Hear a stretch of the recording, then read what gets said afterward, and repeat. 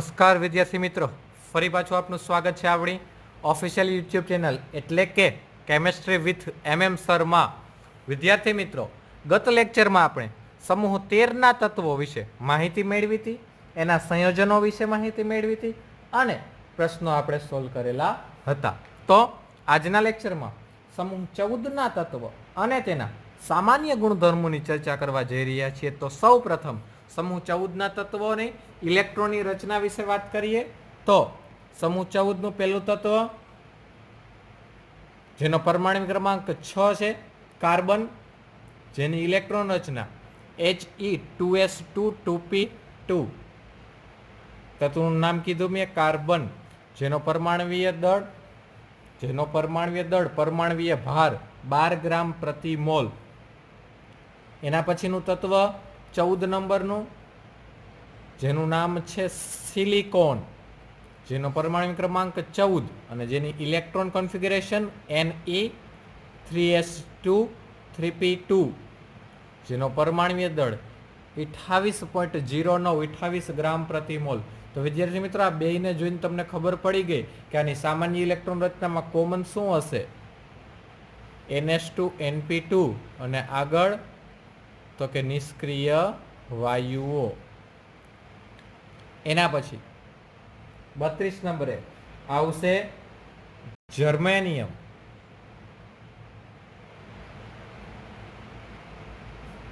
નંબરે આવશે જર્મેનિયમ, જેની ઇલેક્ટ્રોન રચના થશે વિદ્યાર્થી મિત્રો Ar 3d10 4s2 4p2, જેનું પરમાણુય દળ 72.60 ગ્રામ પ્રતિ મોલ. એના પછી 50 નંબર સ્ટેનિન, જેનો પરમાણુ ક્રમાંક 50, જેની ઇલેક્ટ્રોન કોન્ફિગરેશન આર્ગોન પછી ક્રિપ્ટોન 4d10 5s2 5p2, જેનો એટોમિક વેઇટ પરમાણવીય દળ પરમાણવીય ભાર 118.71 ગ્રામ પ્રતિ મોલ. એના પછી Pb lead 82 number Xe 4f14 5d10 6s2 6pt 207.2 ગ્રામ પ્રતિ મોલ. એના પછી 114 નંબરનું તત્વ ફ્લેરોવિયમ Rn 5f14 6d10 7s2 7p2, જેનો વેઇટ જેનો પરમાણુય દળ 289 ગ્રામ પ્રતિ મોલ. ત્યારબાદ સમૂહ 14ના તત્વોના પ્રાપ્તિ સ્થાન વિશે જોઈએ તો કે કાર્બન પૃથ્વીના પોપડામાં વજનથી 17મા ક્રમે મળી આવે છે. પૃથ્વીના પોપડામાં કાર્બન વજનથી 17મા ક્રમે મળી આવે છે. તે કોલસો, ગ્રેફાઇટ, હીરા સ્વરૂપે હોય છે, જ્યારે સંયોજિત અવસ્થામાં metal carbonate CaCO3 Na2CO3 hydrocarbon સ્વરૂપે CH4 C2H6 આવા અલગ અલગ સંયોજનો સ્વરૂપે, અને હવામાં CO2 અને CO કાર્બન ડાયોક્સાઇડ અને કાર્બન મોનોક્સાઇડ સ્વરૂપે હાજર હોય છે. કુદરતી રીતે કાર્બનના બે સ્થાયી સમસ્થાનિકો કાર્બન 12 ને કાર્બન 13, કાર્બન 12 અને કાર્બન 13 ધરાવે છે. આ ઉપરાંત કાર્બન 14 પણ અસ્તિત્વ ધરાવે છે, જેમાં ન્યુટ્રોનની સંખ્યા કેટલી હશે? 8. જેમાં ન્યુટ્રોનની સંખ્યા કેટલી હશે? 8, જેનો અર્ધ આયુષ્ય સમય એટલે કે T1/2. આપણે વિદ્યાર્થી મિત્રો કેમિકલ કાઇનેટિક્સ પાઠ ભણશું ધોરણ 12માં રાસાયણિક ગતિકી. એમાં આપણે અર્ધ આયુષ્ય સમજશું, એના રેડિયેશનનો ટાઈમ. એ અર્ધ આયુષ્ય સમય કેટલો છે કાર્બન 14નો? 5770 વર્ષ. 5770 વર્ષ. ત્યારબાદ પૃથ્વીના પોપડામાં બીજા ક્રમે પ્રાપ્ત થતું તત્વ એટલે કે સિલિકોન. પહેલા ક્રમે ક્યુ પ્રાપ્ત થાય? ભણી ગયા. પહેલા ક્રમે ઓક્સિજન પ્રાપ્ત થાય, બીજા ક્રમે સિલિકોન અને ત્રીજા ક્રમે એલ્યુમિનિયમ પ્રાપ્ત થાય. તો પૃથ્વીના પોપડામાં બીજા ક્રમે એટલે કે 27.7% ત્યારબાદ કુદરતમાં તે સિલિકા અને સિલિકેટ, કુદરતમાં તે સિલિકા એટલે રેતી અને સિલિકેટ સ્વરૂપે મળી આવે. ત્યારબાદ તે સિરામિક, કાચ અને સિમેન્ટ માટે ખૂબ જ અગત્યનું ઘટક સિલિકોન છે. જર્મેનિયમ અલ્પ પ્રમાણમાં મળી આવે, અર્થ ક્રસ્ટમાંથી, પૃથ્વીના પોપડામાંથી અલ્પ પ્રમાણમાં મળી આવે. ત્યારબાદ SN સ્ટેનિન, ટીન એની કાચી ધાતુ છે. જેમ એલ્યુમિનિયમની કાચી ધાતુ છે, હિમેટાઇટ લોખંડની કાચી ધાતુ છે, એમ કેસિટેરાઇટ ટીનની કાચી ધાતુ છે. ત્યારબાદ પીબી લેડ એની કાચી ધાતુ, PbS ગેલિનામાંથી એ આપણને પ્રાપ્ત થાય છે. સમૂહ 14ના તત્વોની વિદ્યાર્થી મિત્રો ભૌતિક ગુણધર્મોની જ્યારે વાત કરીએ છીએ ત્યારે સમૂહ 14ના તત્વોના ભૌતિક ગુણધર્મોની વાત કરીએ છીએ ત્યારે સૌપ્રથમ સમૂહ 14ના તત્વોના ઇલેક્ટ્રોન રચનાની વાત કરી. તો મેં કીધું એમ ઇલેક્ટ્રોન રચનામાં નિષ્ક્રિય વાયુ અને સાથે કોમન ઇલેક્ટ્રોન રચના શું થશે? NH2 NP2 જે આપણે આગળ જોઈ ગયા કોમન ઇલેક્ટ્રોન રચના NH2 NP2. ત્યારબાદ સહસંયોજક ત્રિજ્યાની વાત કરીએ તો સહસંયોજક ત્રિજ્યામાં કાર્બનથી લેડ તરફ જતા તેમાં વધારો થાય છે.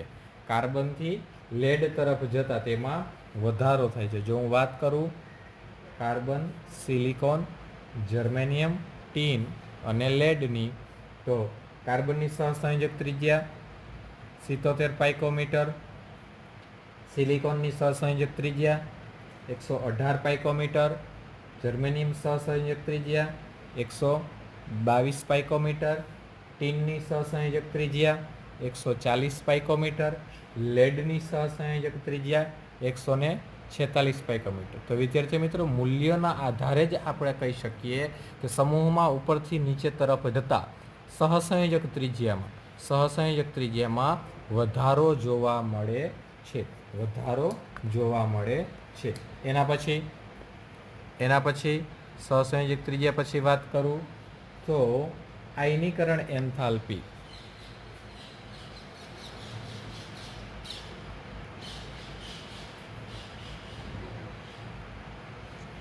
સહસંયોજક ત્રિજ્યા પછી વાત કરું આયનીકરણ એન્થાલ્પી.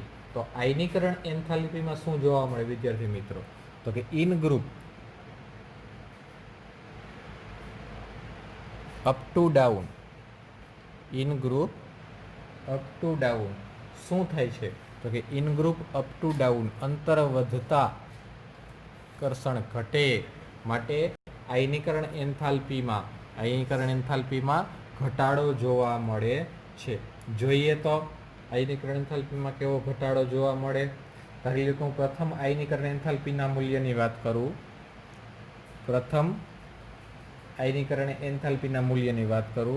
તો કાર્બનની આયનીકરણ એન્થાલ્પી 1086. આયનીકરણ એન્થાલ્પીનું મૂલ્ય શેમાં હોય? કિલોજૂલ પ્રતિ મોલમાં. સિલિકોનની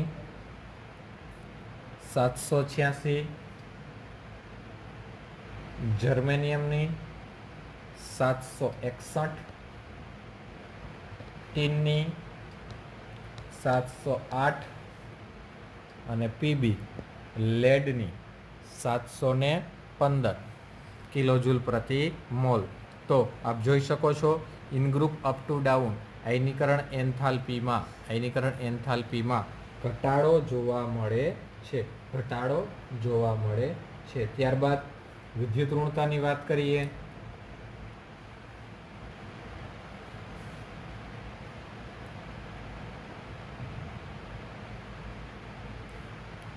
તો વિદ્યુત ઋણતામાં in group up to down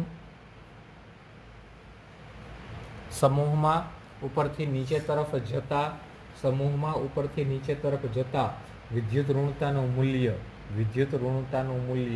કેવું જોવા મળે? તો કે અસ્થિર જોવા મળે છે. જોઈએ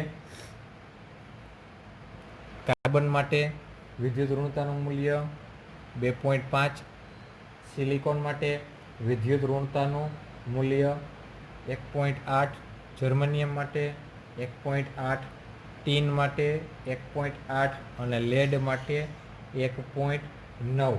વિદ્યુત ઋણતાનું મૂલ્ય તો કે અહીંયા સુધી લગભગ સરખું. જો સિલિકોનથી લેડ સુધી લગભગ કેવું મૂલ્ય? તો કે લગભગ સરખું મૂલ્ય જોવા મળે છે. શા માટે મૂલ્યોમાં ફેરફાર જોવા મળે છે? તો કે કાર્બન અને સિલિકોન કેવી છે? અધાતુ. જર્મેનિયમ અર્ધધાતુ અને ટીન અને લેડ કેવી છે? ધાતુ. માટે આ ચેન્જીસ એમાં જોવા મળે છે. ત્યારબાદ એની ઇલેક્ટ્રોન રચનાની વાત કરીએ તો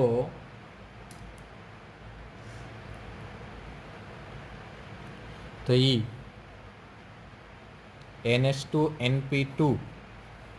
NH2NP2 આના આધારે હું એના ઓક્સિડેશન સ્ટેટની વાત કરું, ઇલેક્ટ્રોન રચનાના આધારે હું એના ઓક્સિડેશન સ્ટેટની વાત કરું તો એ મોસ્ટ પ્રોબેબલી તો કે બાહ્યતમ કક્ષામાં 4 ઇલેક્ટ્રોન ધરાવે માટે એની સામાન્ય ઓક્સિડેશન અવસ્થા +4 અને શું હશે? +2, +4 અને +2 અને +2નું વલણ શું જોવા મળશે?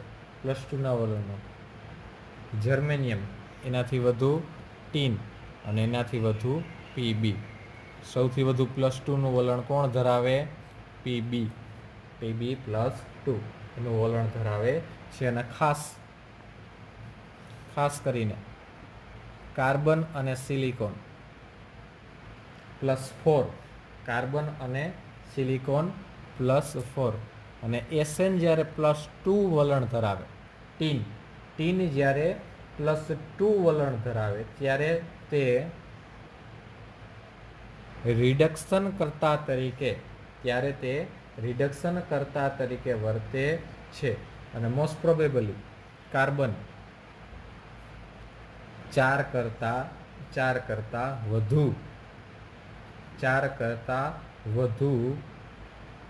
સહસંયોજકતા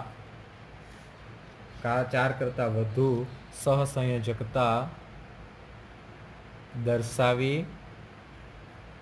શકતો નથી. શા માટે? તો કે કાર્બનની ઇલેક્ટ્રોન રચના આપ જાણો છો, 1s2 2s2 2p2. અહીંયા 2 ઇલેક્ટ્રોન તો વધુમાં વધુ કેટલા જોડાઈ શકે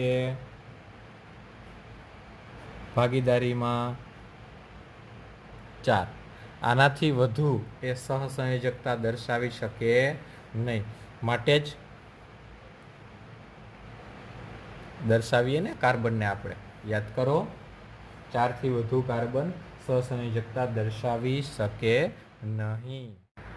ત્યારબાદ સમૂહ 14ના તત્વોની ઓક્સિજન પ્રત્યેની રિએક્ટિવિટી. તો કે સમૂહ 14ના તત્વો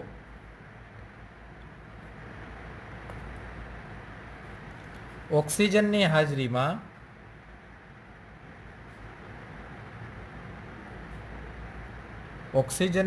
હાજરીમાં ગરમ કરતા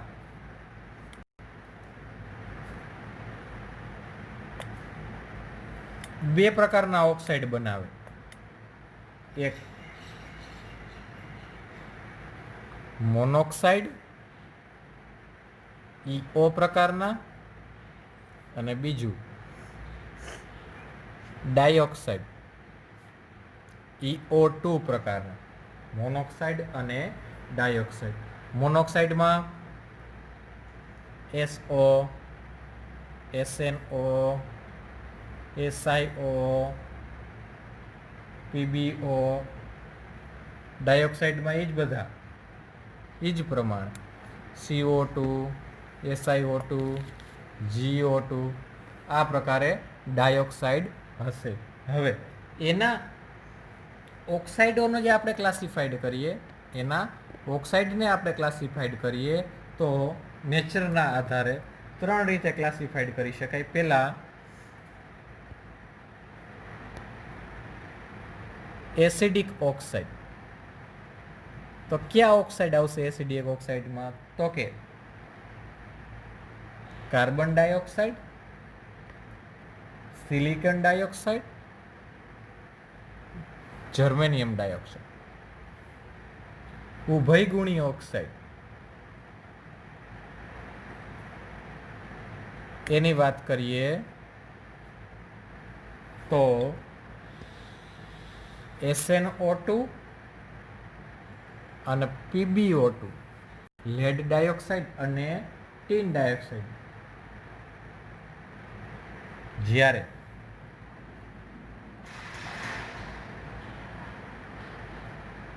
CO, SnO અને PbO, CO, SnO અને PbO કેવા છે? તટસ્થ ઓક્સાઇડ. કેવા છે? તટસ્થ ઓક્સાઇડ. જ્યારે GeO, જર્મેનિયમ ઓક્સાઇડ કેવો નેચર ધરાવે છે? એસિડિક. તટસ્થ એટલે જેની pH =7. ઉભય ગુણધર્મી એટલે એસિડિક એ નેચર ધરાવે ને બેઝિક એ ધરાવે. અને એસિડિક એટલે કે જેની pH કેવી હોય? તો કે 7 કરતાં. જેની pH કેવી હોય? 7 કરતાં ઓછી હોય તેવા. ત્યારબાદ સમૂહ 14ના તત્વોની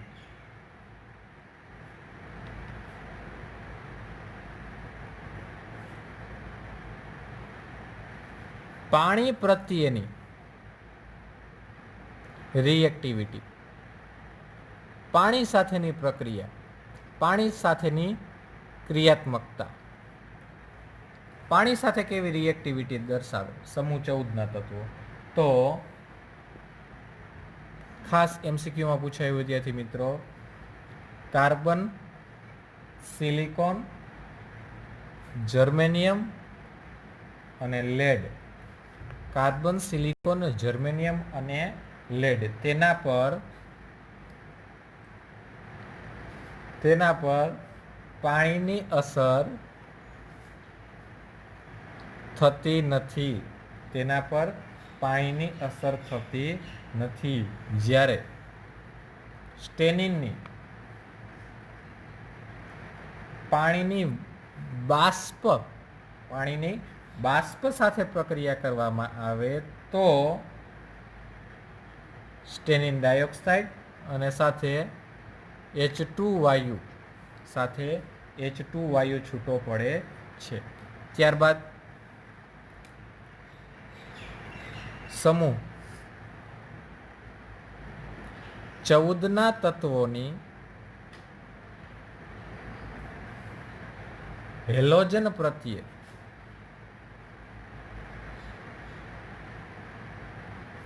અથવા હેલોજન સાથે પ્રક્રિયા અથવા હેલોજન સાથે પ્રતિક્રિયાત્મકતા સમૂહ 14ના તત્વોની. તો ખાસ આ તત્વો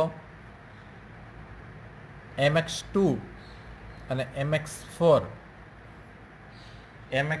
અને MX4 પ્રકારના હેલાઇડ બનાવે છે.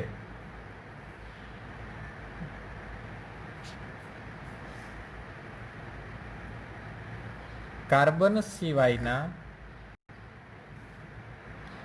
બધા જ તત્વો સીધા જ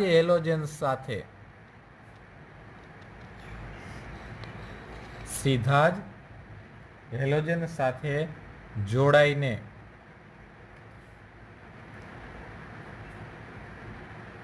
હેલાઇડ કમ્પાઉન્ડ બનાવે છે. સીધા જ હેલોજન સાથે જોડાઈને હેલાઇડ કમ્પાઉન્ડ બનાવે છે અને મોટા ભાગના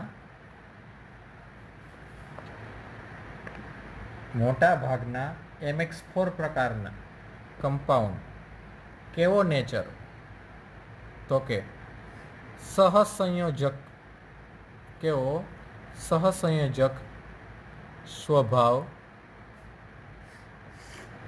ધરાવે છે. તો સહસંયોજક સ્વભાવ હશે તો મધ્યસ્થી પરમાણુનું સંકરણ કેવું જોવા મળશે? મધ્યસ્થી પરમાણુનું સંકરણ sp3 જોવા મળશે અને એનો આકાર તો કે સ્વાભાવિક છે. એનો આકાર સમચતુષ્ફલકીય. એનો આકાર કેવો જોવા મળશે? સમચતુષ્ફલકીય. પણ તત્વો હોય ત્યાં અપવાદ તો હોય જ. SnF4 અને PbF4 SnF4 અને PbF4 અપવાદ છે કારણ કે તે આયનીય પ્રકૃતિ ધરાવે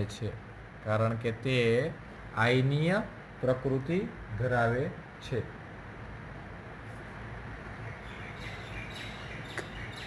ત્યારબાદ PbI4 લેડ ટેટ્રા આયોડાઇડ અસ્તિત્વ ધરાવતા નથી. શા માટે? તો કે PbI બંધ બને ત્યારે એટલી ઉર્જા ઉત્પન્ન થતી નથી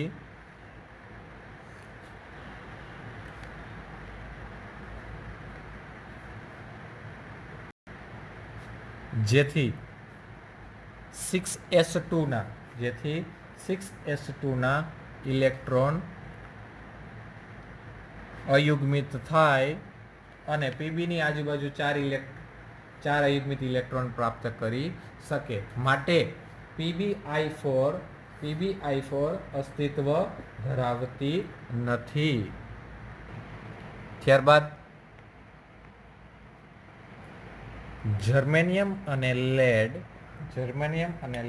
એ MX2 પ્રકારના હેલાઇડ બનાવે છે.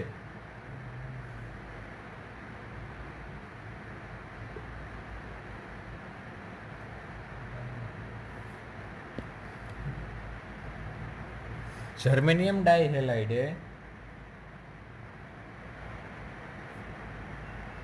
જર્મેનિયમ ટેટ્રાહેલાઇડ કરતા ઉષ્મીય અને રાસાયણિક રીતે તેના કરતા વધુ સ્થાયી છે. ઉષ્મીય રાસાયણિક રીતે જર્મેનિયમ ડાયહેલાઇડે આના કરતા જર્મેનિયમ ટેટ્રાહેલાઇડ કરતા ઉષ્મીય અને રાસાયણિક રીતે વધુ સ્થાયી છે. ત્યારબાદ CCl4 CTC કાર્બન ટેટ્રાક્લોરાઇડ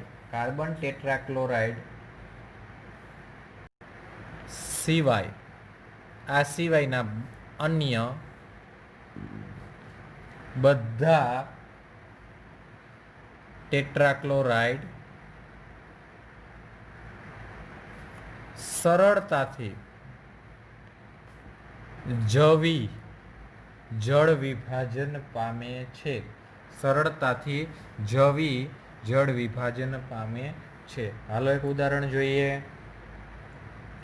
ધારી લો કે હું લઈ લઉં સિલિકોન ટેટ્રાક્લોરાઇડ. શું લઈ લો? Silicon tetrachloride. પાણી સાથે પ્રક્રિયા કરાવું. આ પાણી જ છે નકું નથી કાંઈ. શું થશે? HCl ને આકર્ષશે અને ત્યાં OH જોડાશે તો HCl દૂર થશે તો OH ત્યાં જોડાઈ જશે. Cl અને એક શું હશે? OH. તો આવું એક પાણીના અણુથી એક Cl દૂર થયો, તો હું અહીં 3 પાણીના અણુ લઈ લઉં, તો 3 Cl દૂર થશે, 3 Cl દૂર થશે અને મને મળશે શું? OH OH OH OH, જેને હું કહીશ સિલિસિક એસિડ, જેને હું કહીશ સિલિસિક એસિડ. આ રીતે તેના ટેટ્રાક્લોરાઇડનું સરળતાથી જળ વિભાજન જોવા મળે છે. આ બધા મૂલ્યોને આધારે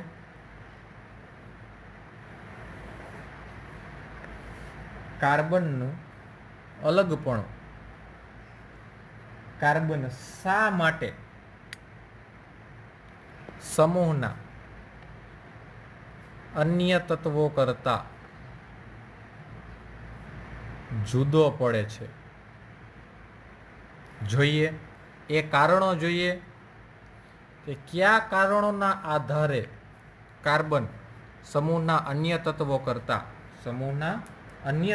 કરતા જુદો પડે છે. તો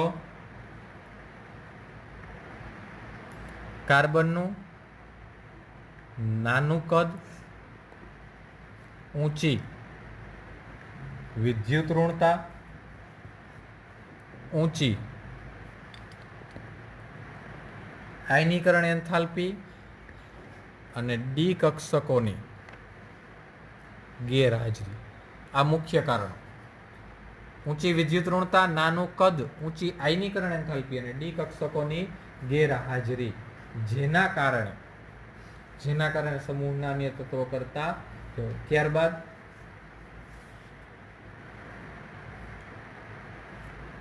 કાર્બનમાં ખાસ પી પાઈ પ્રકારના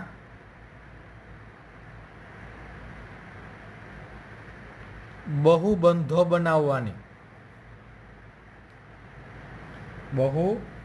બનાવવાની અદ્વિતીય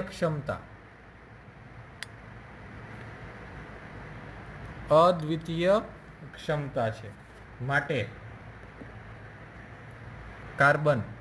કાર્બન સાથે single bond, double bond, triple bond અને અન્ય તત્વો સાથે પણ ડબલ બોન્ડ અને ટ્રિપલ બોન્ડથી જોડાઈ શકે.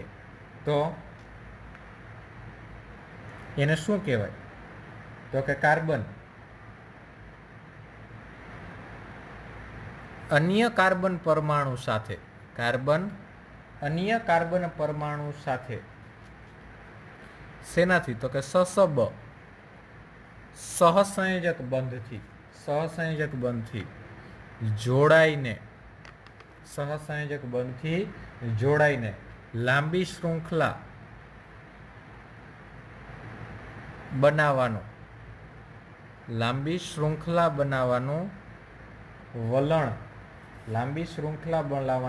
વલણ ધરાવે તે ગુણધર્મને કેટેનેશન કહે છે. એ તત્વનો પરમાણુ તે જ તત્વ સાથે સંયોજે તેને શું કહેવાય? કેટેનેશન કહે છે. અને કેટેનેશનનો ક્રમ સમૂહ 14 વાત કરીએ તો સૌથી વધુ કાર્બન, પછી સિલિકોન, જર્મેનિયમ અને ટીન. ખાસ નોંધ, લેડ કેટેનેશન દર્શાવતું નથી. તો વિદ્યાર્થી મિત્રો, આ કારણોના આધારે આપણે કહી શકીએ કે કાર્બન સમૂહના અન્ય તત્વોથી જુદું પડે છે. તો વિદ્યાર્થી મિત્રો, આજના લેક્ચરમાં સમૂહ 14ના તત્વોની ઇલેક્ટ્રોનની રચના અને તેના સામાન્ય ગુણધર્મો વિશે માહિતી મેળવી. અંતમાં કાર્બન સમૂહના અન્ય તત્વો કરતાં શા માટે જુદું પડે છે તેની ચર્ચા કરી. તો નેક્સ્ટ લેક્ચરમાં કાર્બનના અપર રૂપો અને તેના સંયોજનો વિશે માહિતી મેળવશું. ત્યારબાદ એના એમસીક્યુ વિશે ચર્ચા કરશું. વિશેષ આજના લેક્ચરમાં કાંઈ ક્વેરી હોય તો ફોન યા મેસેજ દ્વારા માહિતી મેળવી શકો છો. અને વિશેષ વિડીયો લેક્ચર અમારી ઓફિશિયલ યુટ્યુબ ચેનલ એટલે કે કેમેસ્ટ્રી વિથ MM શર્મા આપ જોઈ શકો છો, નિહાળી શકો છો. તો વિદ્યાર્થી મિત્રો, અંતમાં વિશેષ કાંઈ ન કહેતા અસ્તુ. જય હિન્દ, જય ભારત.